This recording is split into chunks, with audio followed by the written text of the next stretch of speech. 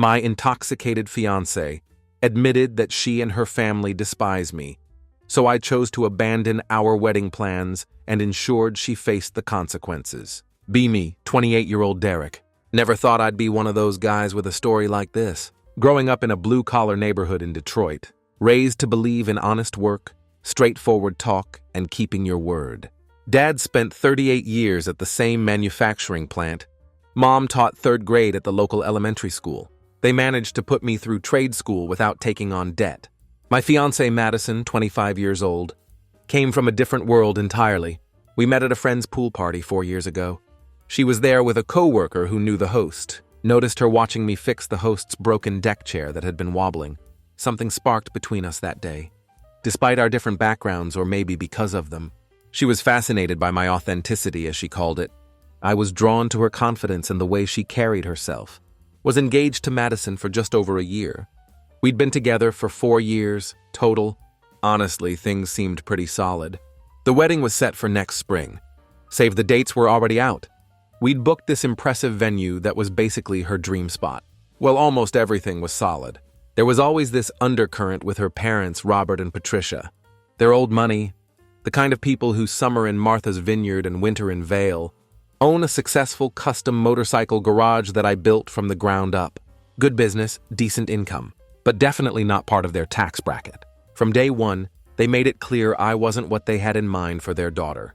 Not through anything direct.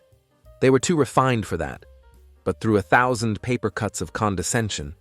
They were always present, checking in on wedding plans, offering suggestions that felt more like mandates. Could feel their disapproval whenever I was around them, like they thought their daughter was settling for less than she deserved. I'll never forget the dinner at their vacation home. When Robert handed me his keys and asked me to take a quick look at his Porsche, because it was making a funny noise. Right in the middle of dinner, like I was the help, not their future son-in-law, Madison said something about me not wanting to get my hands dirty, but there was no real defense in her tone. Robert basically said it's what I do for a living. And Stephanie, Madison's older sister, didn't even try to hide her smirk, while suggesting they should start paying me to be on call for their car problems. Swallowed my pride and spent 40 minutes in their garage. While everyone finished their meal, when I came back in, Patricia had the nerve to offer me a plate she'd kept warm. Like it was some kind of favor. Nobody acknowledged how messed up the whole situation was. When I got home that night, I told Tyler about it. Tyler's been my best friend since high school. Works construction, calls BS when he sees it.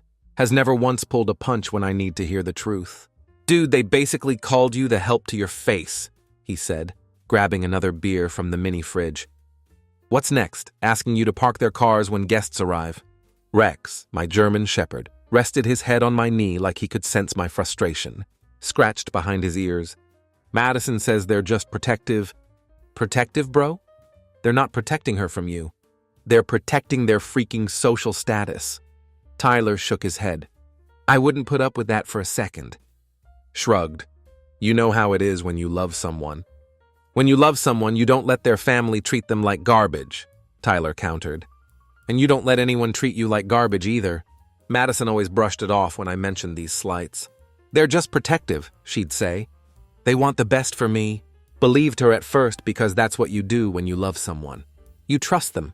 We had this joint account set up specifically for wedding expenses. We each put in $27,500, mine from years of building my business. Hers probably funded by her parents. The total was about $55,000 for the wedding we were planning. Looking back, there were signs I missed. Madison started having more private calls with her parents and especially Stephanie. She'd step out of the room, lower her voice, started questioning things we'd already decided on. But when you're in it, you don't always see what's happening. Stephanie had Madison's ear from the beginning. The divorced older sister who knew men and was always warning Madison about settling. She'd send Madison articles about women who married down and regretted it. She'd introduce Madison to her rich friends' brothers and cousins, even after we were engaged. Always with the same line, just socializing, nothing wrong with having options. And Madison let her, defended her. She's just looking out for me, she'd say. Our fights became more frequent. I'd call out her family's condescension, and she'd immediately go on the defensive, saying I was being too sensitive or that I should make more of an effort to fit in. After one particularly heated argument, where I pointed out that Stephanie had referred to my shop as my little garage business at a family dinner, Madison snapped and said, maybe I should be more ambitious, that her father built an empire while I was content just fixing motorcycles. Stared at her, seeing for the first time the contempt beneath the surface. Those motorcycles pay for half of this wedding, and they paid for that ring on your finger. She apologized later, blamed it on wedding stress, accepted it because I thought we were working towards something real. The final straw came 3 days before she left. Stephanie had invited herself over to our place, supposedly to discuss wedding details. Madison had stepped out to pick up some Chinese food, leaving me and Stephanie alone. Rex, who never liked Stephanie by the way, kept his distance, watching her suspiciously from his dog bed in the corner. The moment Madison was gone, Stephanie told me straight up that Madison was settling, that she could have anyone better than me, like the surgeon's son of her father's golf buddy, who just bought a summer house in the Hamptons. When I told her to leave, she laughed and said she was working on Madison, and that she'd come to her senses eventually. When Madison got back, I told her immediately. Your sister just told me she's actively trying to break us up, I said the moment she walked through the door. What are you talking about, Stephanie? She straight up told me, you're settling with me. What does that mean, Madison? Her face flushed. Oh my God, Derek, you always do this. Do what? Tell you when your family is being assholes to me? I ignored it for too long just for the sake of you, but that was really messed up. No, you always twist everything they say. She was probably joking. Come on, don't take it personally. Joking? Are you serious? Well, maybe if you weren't so goddamn insecure about everything. Madison, my voice rose. Your sister just disrespected me and I'm insecure? Yes, insecure, Madison shouted back. Because any normal person would laugh it off instead of making it into this huge thing. And here you are defending her again. I'm not defending anyone. I'm just sick of every family dinner, every conversation ending with you complaining. Because they treat me like dirt. Do you even see the problem here?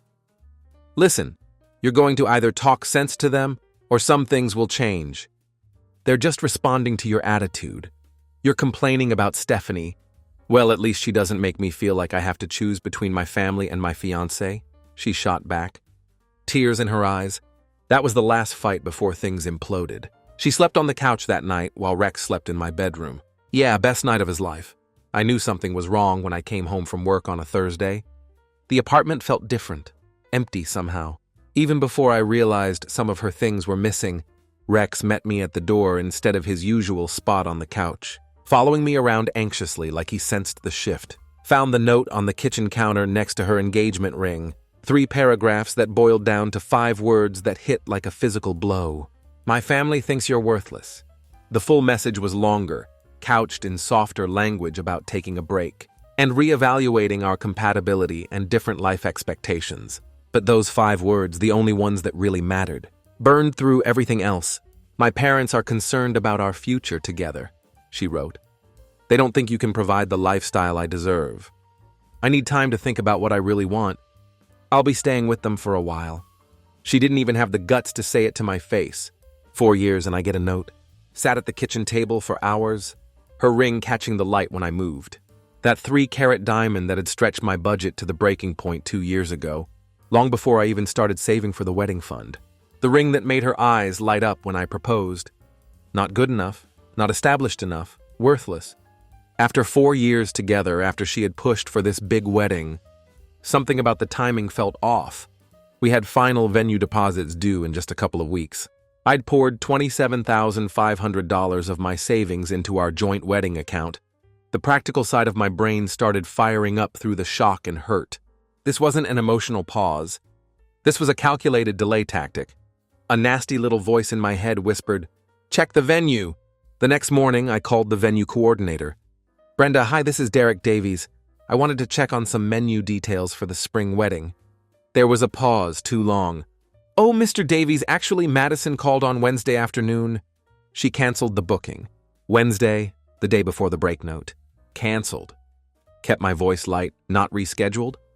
No, full cancellation, unforeseen circumstances, she said. The initial $9,000 deposit is non-refundable, of course. Of course. That deposit came from our joint account. Thanked Brenda and hung up. Then I sat at my kitchen table staring at nothing. The break was theater. The wedding was already dead by her hand. Logged into online banking. Joint account balance $46,000 remaining. My $27,500 contribution, her $27,500 minus the lost $9,000 deposit. My half of that remaining $46,000 was $23,000. It was my money for a wedding she'd secretly killed. Transferred my $23,000 out. Clean, simple, fair. Then I texted her. Madison just found out from the venue you canceled everything on Wednesday before your note. So the break is permanent. I've withdrawn my share of the remaining funds from the wedding account. Seems fair since there's no wedding. Hope you find the lifestyle you deserve. Then I blocked her number and her parents' numbers. And her sister Stephanie's number too. Called Tyler immediately after. Need a drink was all I said. 20 minutes later, he was at my door with a six-pack and Chinese food. Rex circled us excitedly. He always liked Tyler.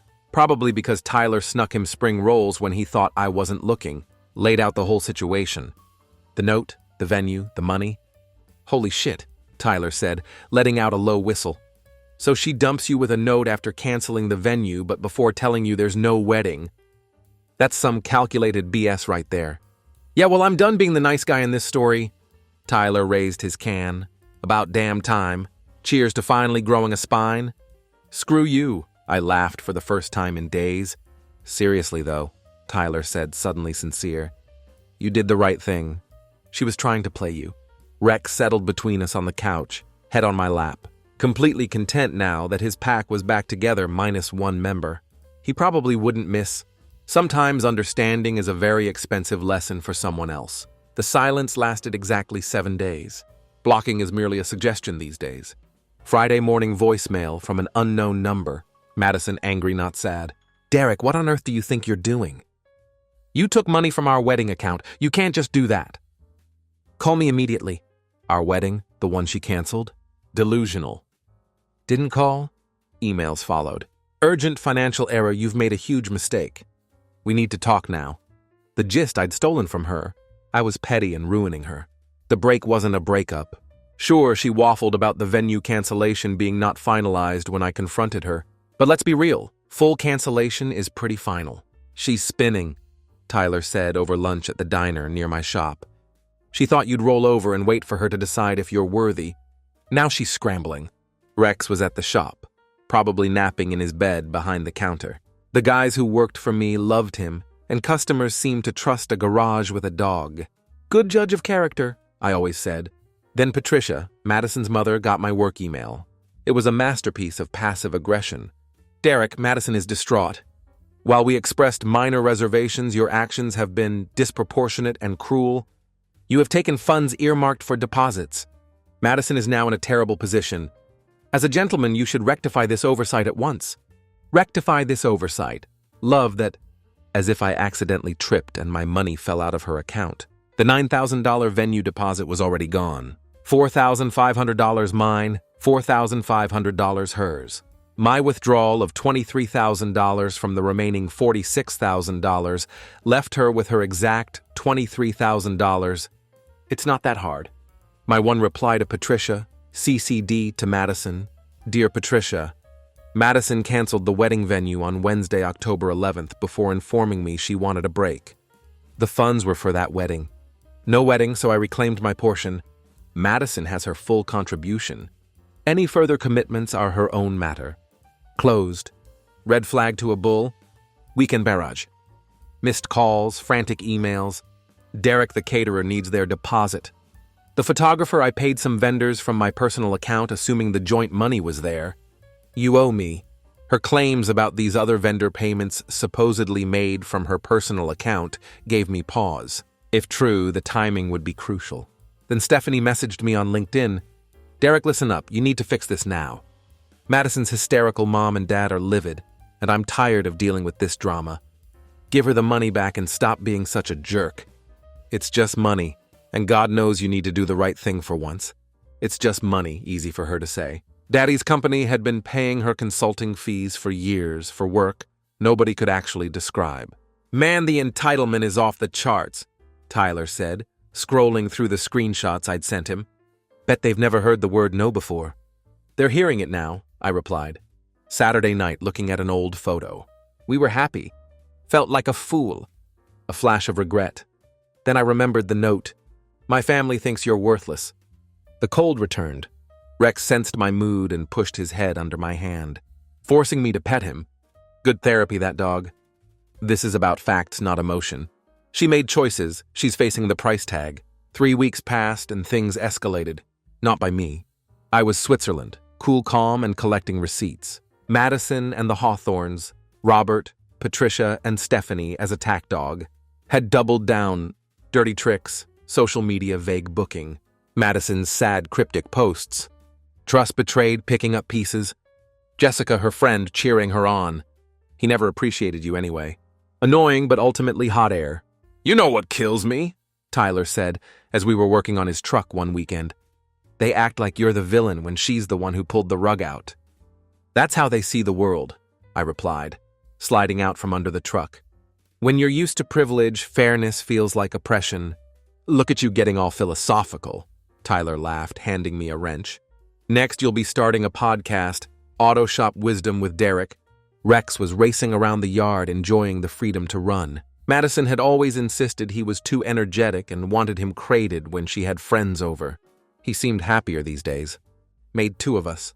Then came the shared items gambit. Madison emailed a demand list for items from my apartment.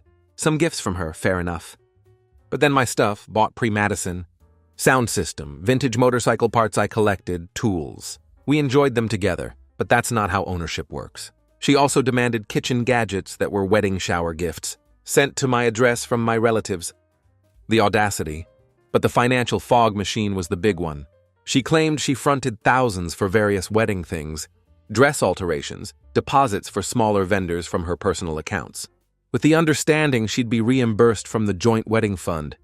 As I looked into it, I found she had produced some invoices. The problem, I never agreed to reimburse her for personal wedding attire from the joint fund.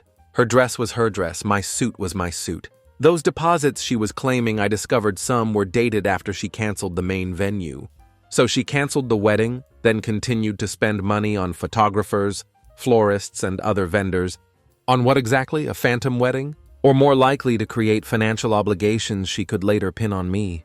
While she bought time with her break story, she was also demanding I pay half the cancellation fees for vendors she booked, and she canceled, including the main venue's $9,000 non-refundable deposit. She conveniently forgot that $4,500 of that lost deposit was my money already. She wanted me to pay another $4,500 so she'd be whole and I'd be out $9,000. The math of the truly entitled is a special kind of creative accounting. Her parents backed her. Patricia called my mother. My mom listened and basically told Patricia that Madison made some decisions without consulting me and is now upset about the consequences. That conversation ended quickly. Go, Mom. Stephanie left sanctimonious voicemails saying I was jealous that Madison comes from money and I don't, and that a real man would step up and do the right thing. A secret wedding cancellation is me being petty. Okay, princess. The harassment continued. The Hawthorns couldn't believe their precious daughter was facing actual consequences, so they ramped up the pressure. Robert called my shop directly, getting one of my mechanics on the phone. The poor guy came to my office looking confused. Boss. There's some angry dude online saying he's your almost father-in-law and demanding to speak to you. I took the call in my office, the door closed. Robert didn't bother with pleasantries. Derek, this has gone far enough. You've made your point. Madison is very upset. I'm sorry to hear that, I said, trying to keep my voice neutral. But I'm not sure what you expect me to do about it. You know exactly what, the money, return it, and we can all move forward. I almost laughed. Forward to what exactly? Madison canceled our wedding without telling me, then left me a note saying I wasn't good enough for her. There's no forward from that. She was confused, under pressure. Weddings are stressful and she made a mistake. But you're punishing her financially, which is spiteful and beneath you. Robert, let me be clear, the money I took was my contribution to our wedding fund. A wedding that no longer exists because your daughter canceled it. I didn't take her money, I took mine. He sighed like he was talking to a particularly dense child. Look, son, I'm not your son and I never will be. Fine, Derek. Be reasonable. Madison has expenses, commitments she made in good faith. After she canceled the venue? That's not good faith, that's manipulation. This isn't going away, Robert said, his voice hardening. We have options, legal options. Go for it, I replied, surprised at how calm I felt. Document everything I have. The call ended with Robert threatening vague consequences. Later that day, I got another email from Madison, this one with a spreadsheet attached showing all her outstanding wedding expenses, that she expected me to cover half of. The total came to just over $19,000. I forwarded it to my lawyer without replying. That night, I took Rex for a long walk through the neighborhood. The cool evening air felt good. I found myself thinking about what Tyler had said earlier that week. You know what this is really about, right? He'd asked. It's not the money. It's that you're the first person who ever said no to her. He was right. This wasn't about $23,000. This was about control.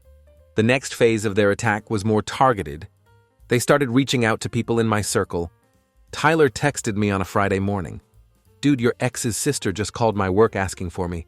How the hell did she get that number?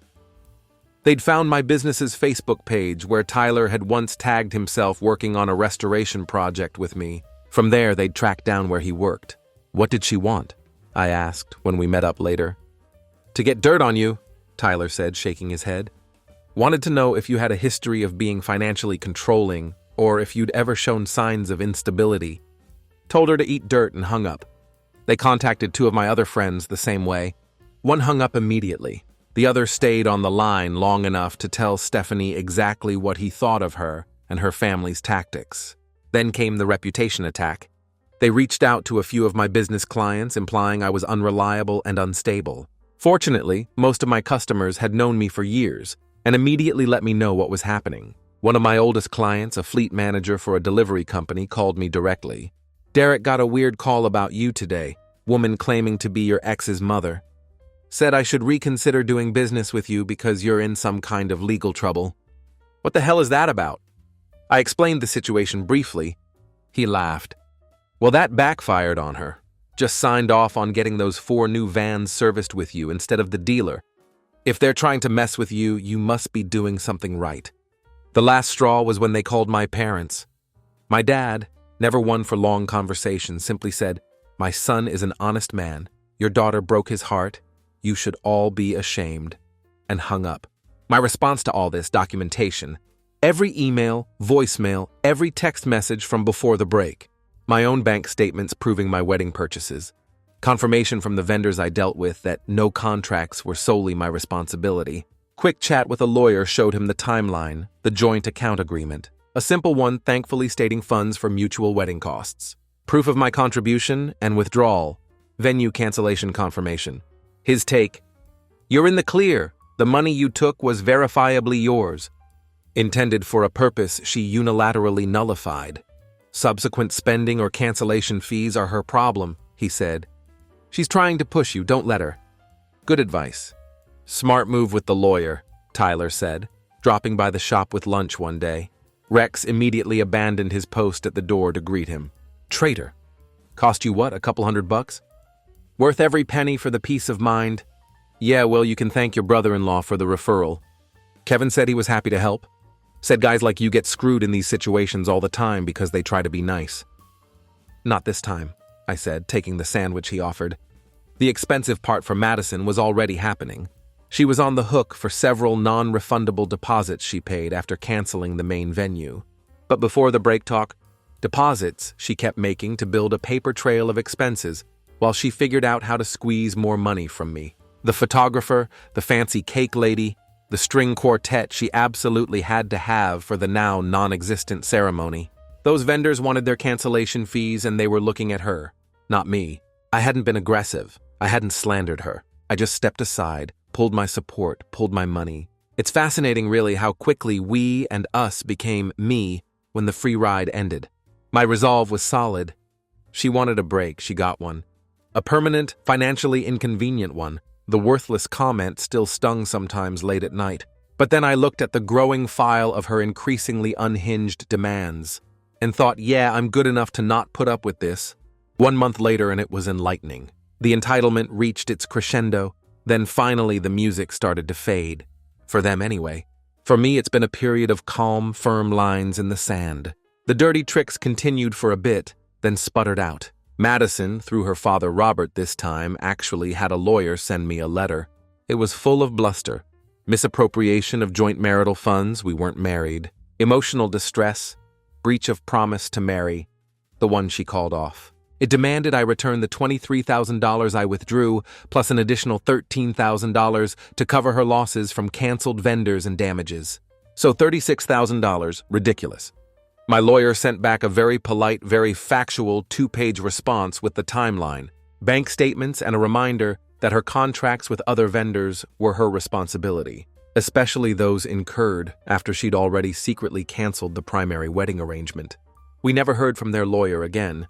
I guess even he realized he couldn't polish that particular turd. Robert probably wasn't too happy about paying legal fees for that dud. The social media vague booking also fizzled. I think some of her friends, maybe even Jessica, started to piece things together, or just got bored of the drama. Jessica, who had been liking and commenting on all of Madison's passive-aggressive posts, suddenly went radio silent. When your sob story doesn't result in cash, people lose interest. Then came the somewhat pathetic confrontation. Madison managed to get me on the phone. Unblocked her for a day out of a weird sense of curiosity. Big mistake, or maybe not. It was clarifying. She went straight to the victim act, wailing about how I'd ruined everything, and how she's in debt with vendors hounding her. When I asked who canceled the wedding venue secretly, she claimed she was under pressure and confused, but that I didn't have to be so vindictive by taking all that money. When I pointed out it was my money for a wedding she decided wasn't happening. She said a real man would have covered those expenses for her to be a gentleman. I told her, a gentleman, by her definition, sounds like a doormat with a bank account, and that's not me. When she started crying about how much this has cost her, I told her it's cost her exactly what her choices have incurred. A week later, Stephanie tried an ambush at a coffee shop I frequent. She stormed over, designer purse swinging, all puffed up, started hissing about what I've done to her sister. I didn't even look up from my laptop, just told her there's nothing to discuss. Her sister made choices and is living with them. I suggested she and her parents help Madison sort out her finances. Since they were instrumental in her decisions, that's when she dropped her little bomb. Madison was already upgraded to Marcus, the surgeon's son of her dad's golf buddy. Apparently, they'd been seeing each other for weeks, starting right after she left me, and he was already talking about helping her with her debt. That's what a real man does, Stephanie said smugly. I just told her good for Madison and hope Marcus knows what he's getting into. Stephanie went full snob mode, saying Madison was always too good for some grease monkey, and now she knows it too. I got up and left while she was mid-rant. Let her explode on her own time. From what I've pieced together, Madison's credit card debt has been piling up. The vendors she ghosted pursued their cancellation fees as they should. Her parents are helping financially, but I guarantee it comes with a lifetime supply of "I told you so," and "How could you be so foolish?" I did get one final unexpected email from Jessica, Madison's best friend, basically apologizing and saying she only heard Madison's side and is now seeing things differently. I didn't reply. While all this drama was unfolding, I focused on what actually mattered. My business. The motorcycle garage had been doing well, but I'd been so caught up in wedding planning and Madison's family drama that I'd put some expansion plans on hold.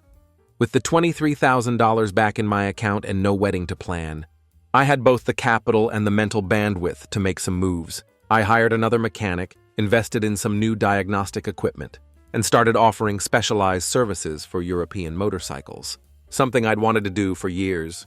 Turns out the customers with Ducatis and BMWs who don't want to pay dealer prices are happy to find a skilled independent shop. Ironic, considering how Robert had treated me over his precious Porsche. The new direction was paying off. Revenue was up 26% compared to the same quarter last year. My guys were getting specialized training and word was spreading. I even had to start turning away some work because we were booked solid 4 weeks out. Tyler stopped by one afternoon when I was going over the books. Rex greeted him with his usual enthusiasm. "Looks like you're doing all right for a worthless guy," Tyler said, glancing at the spreadsheet on my computer. "Turns out being single is good for business," I replied. "Who knew?" "You should send Madison a thank you note," he joked. "Dear Madison, thanks for dumping me so I could focus on making actual money instead of planning ways to impress your awful family." I laughed. Yeah, I'm sure that would go over well. Seriously, though, Tyler said, leaning against my desk. You dodged a bullet. Imagine being tied to those people for the rest of your life. I nodded. He was right. As painful as the breakup had been, it would have been worse to spend decades dealing with the Hawthorns' constant judgment and Madison's increasing resentment. Speaking of bullets dodged, Tyler continued. Heard anything about the new guy? The surgeon.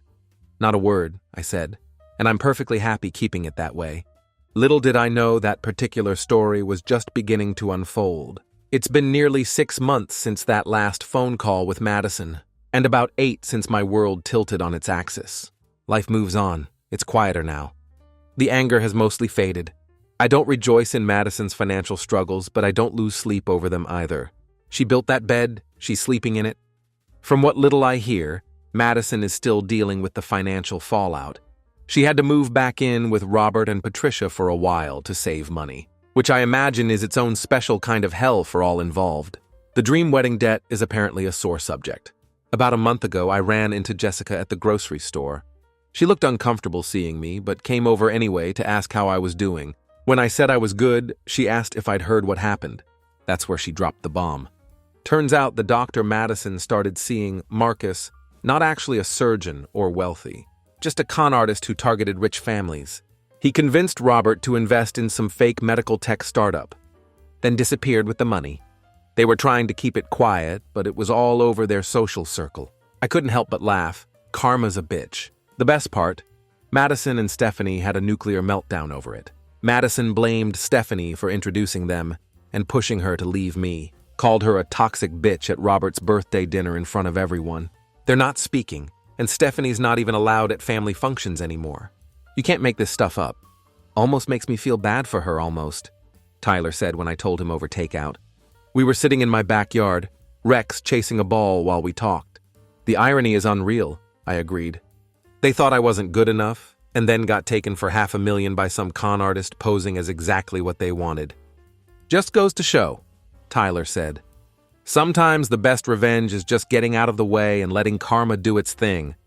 I was finishing up work at the garage one Tuesday evening when Madison showed up, looking thinner and more drawn but still dressed impeccably. She wanted to talk.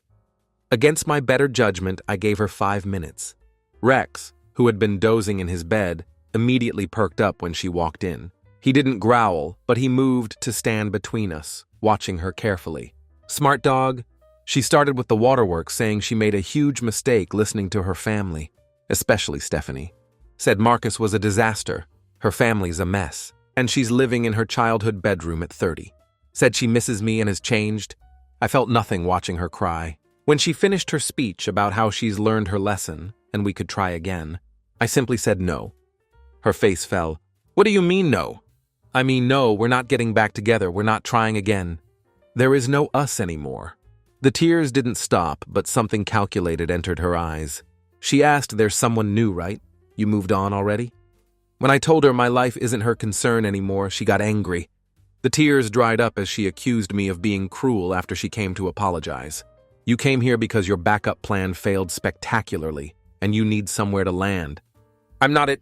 Her face hardened, and she accused me of enjoying seeing her suffer and having a vindictive streak. I told her to leave or I'd call the cops. As she walked out, she said I'd regret this, that when I'm alone with my little garage, I'll wish I'd given us another chance. I smiled for the first time since she'd walked in. I'd rather be alone in my garage than with someone who thinks I'm worthless. Later that night, I texted Tyler. You'll never guess who showed up at the shop today. His response came quickly. Princess Entitlement herself. What did she want? To try again, said she's changed. And you said? Hell no. That's my boy, dinner Friday to celebrate your continued freedom. You're buying in your dreams, cheapskate? As for me, the $23,000 I'd withdrawn from the joint account went straight back into my savings where it belonged. I kept the engagement ring. It's in a safe deposit box. Maybe one day I'll sell it, or maybe it'll just be a very expensive reminder. I've been on a couple of dates, nothing serious. I'm not in a rush. My revenge, if you can call it that, was simply to hold her accountable for her own actions. I didn't stoop to her level. I didn't engage in mudslinging. I just stated facts, protected my money, and walked away. Rex and I moved to a smaller place closer to the shop. No point keeping the apartment we'd rented with Madison in mind. It's just right for the two of us. I can walk to work now, and there's a dog park nearby where Rex has made his own friends. So yeah, life isn't a fairy tale. Sometimes the princess reveals herself to be more interested in the royal treasury than the prince. And sometimes the worthless guy turns out to be good enough to see through the deception and walk away with his dignity and his savings intact.